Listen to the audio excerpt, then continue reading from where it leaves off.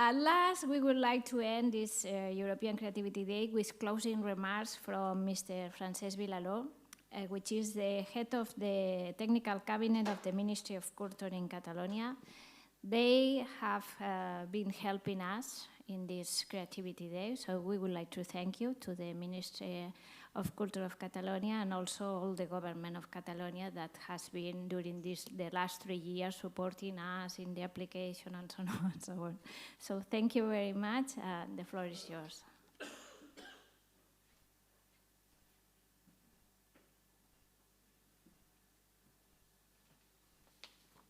Okay, thank you, Aurea.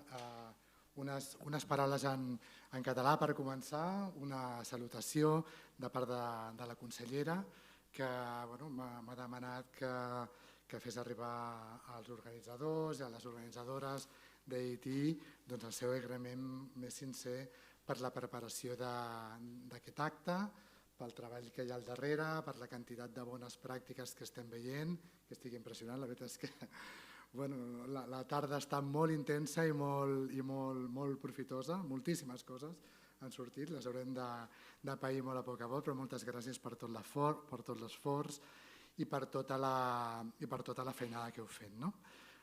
Now I will skip to English, if you don't mind. So thanks to the organizers, but also I want to thank to all the participants, not only for their presence today here in Barcelona, presenting their projects to us, but mainly because the work they do every day, innovating and creating new opportunities in culture and creativity sector. Thank you for working so hard and tirelessly to give culture a key role in the future that is already here. And also, thank you very much for imagining how digital culture can become a tool to make a better world. I was particularly drawn and impressed and interested to an element that appears in the title of the conference. I don't see if we can see here, but anyway, it doesn't matter. There is an element that appears in the title of the conference and that has been present in many of your interventions. I refer to the phrase or the headline, the next Renaissance. I would like to center in that phrase. How interesting. It seems that we're really living a new Renaissance. And if we think about it a bit, it is clear that we are facing an historical moment, one that radically changes the world and people's lives. This is really when we can call a disruptive moment. In the Renaissance, the old one, I mean, in the 15th century, the printing was invented, which changed the way of spreading knowledge all over the world and information. Today we have digitalization, which has also represented an extraordinary step in the same direction. In that time, universities began to grow all over Europe, and science and philosophical thought try to overcome the dogmas and the beliefs that prevail in the Middle Ages. The arts, literature, architecture look back to the Greek and the Latin classics. The idea of modernity of urban life, of globality, spread with the discovery of new worlds. But the revolution brought about by the Renaissance came along with a very profound movement. It came from the hand of what we call humanism. Humanism, which put people at the center of everything, in a central place in the cosmos. Humans were the most important thing in the world, as you know. Humanists proclaimed that science and philosophical thought were the engines of progress and growth. Religion was left to the intimate and personal spaces. The complete opposite of what we're living today, I must say, unfortunately. We really need that this new Renaissance that we are talking about, that we proclaim from this new era, come along with new humanism. We have heard about digital humanism here. Some of the projects that you have explained in this conference, in addition to technology and innovation, have soul emotion. We have seen how technology can be or can bring us emotions. And these projects are concerned about people. And that's something that we really need nowadays. I'm sure that you are aware that some studies which show how boys and girls from upper classes benefit a lot from digitalization and social networks in general, while teenagers from poor, often unstructured families, which spend a lot of time alone at home, they are left with the worst part of this revolution: addictions, loneliness, parallel realities, etc., etc. That's the famous and horrible, let me say, digital divide of which everybody is talking about. This is why it is so important to have policies to prevent these situations, and also that projects incorporate this concept of digital humanism. To achieve that, this revolution has to be also social in order not to leave more people behind. But after the reflections, allow me to tell you about a project that for us has a great symbolism and that ties in perfectly with the topics we have discussed here: innovation, digitalization, culture, creativity, but also inclusion for everyone. This is a project that we're promoting from the government with the complicity of all the local authorities and the entire audiovisual and video game sector in Catalonia. This is what we call the Catalonia Media City, also known as the Three Chimneys. I'll put an explanatory video about the project, and if you don't mind, we'll take out the sound and I'll keep explaining the basic elements of this project. Please, will you please turn on the video? Okay, so as you know from the Catalan institutions and with the complicity of the entire sector, there is a very important bit to attract talent and business power to become an audiovisual and video game hub in the southern Europe. The Three Chimneys was an old thermal power plant placed in the municipality of Sant Adrià de Besòs, close to the coast and only separated from Barcelona by the Besòs River.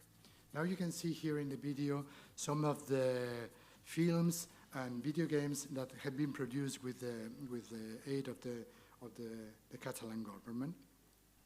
But the Three Chimneys, it is now a closed and obsolete industrial complex, but located in an extraordinary, privileged location, as you can see. We want that the old plant became an economic engine for the neighborhoods of Besòs, a location of the metropolitan area of Barcelona that has traditionally been excluded from both private and public investment. The urbanization of the area will be used to create social housing, green areas, recover the waterfront, and create a space of private economic activity for enterprises in the audiovisual sector. Now you can see all the urbanization, the housing areas, and the economic activity are the pink one behind the chimneys. The building where the main public investment will take place is the one that used to host the old turbines of the power plant. It is somehow symbolic that the old turbines are converted now in energy generators for an emerging sector and also for neighborhoods that were previously forgotten. And around this building, we plan to create innovative state-of-the-art digital sets. The turbine building would basically have four main uses. First of all, it will be a space for creation, with programs for creators, startups, and incubators and accelerators for creative projects and companies, and equipment like product studies. A second important element will be the exhibition, with spaces of immersive reality, as you can see, equipment for esports or gaming events, and areas for conventions and cultural and economic events related to the sector. But one of the key uses will be training, professional training, because we need to count on specialized technicians, upskilling and reskilling programs, and also university degrees and research on audiovisual, digital culture, or video games linked to the needs of the industry, with labs, data centers, cloud, co-working spaces, and services. Finally, it will also host institutional services, administrations, and associations linked to the sector. But there is an element that is crucial for us in this project and that ties in with what we were talking about humanism and the fight so that no one is left behind in this revolution. The Three Chimneys is located in an area for Metropolis that, as I said, has traditionally been neglected by the public authorities, a place where to put those necessary infrastructures that nobody wants in their backyard. This investment is going to change that, we believe.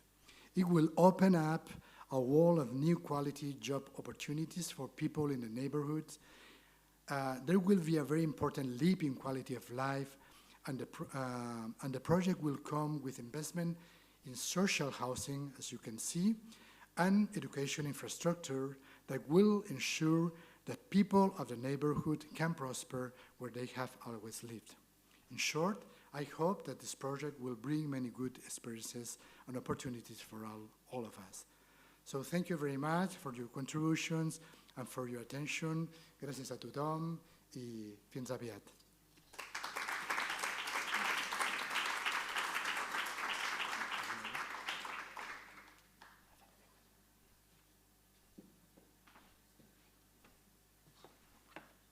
So, gracias. So, many thanks to Francesc Vilaró. I think that his deep knowledge has been clearly demonstrated. We are grateful we would like to thank to all the partners here, to our core partners that had been attending the meeting, to the rest of the partners, to the speakers, to the team. Please, an applause for the team. We are good people. We had been trying to push you, but we are good people. And the attendees for being here to promote the European ecosystem of cultural and creative industries. This is about culture, this is about creativity, this is about industry. Thank you very much. It has been a pleasure for us. So now I would like to invite you to a social event that we have in Eurecat, in the Eurecat headquarters from 6 to 8. This is a European time. Not Spanish, but with a cocktail and music, and to try to do the networking, which is very, very important in this kind of meetings, and with a surprise, a cultural surprise that we will have at 7:15. So I can't say anything more. So we will meet downstairs at the entrance of the building if you want to come with us. If not, we will meet at 6 in Eurecat. If you want to come with us, it's 15 minutes walking distance. So thank you very much to all of you.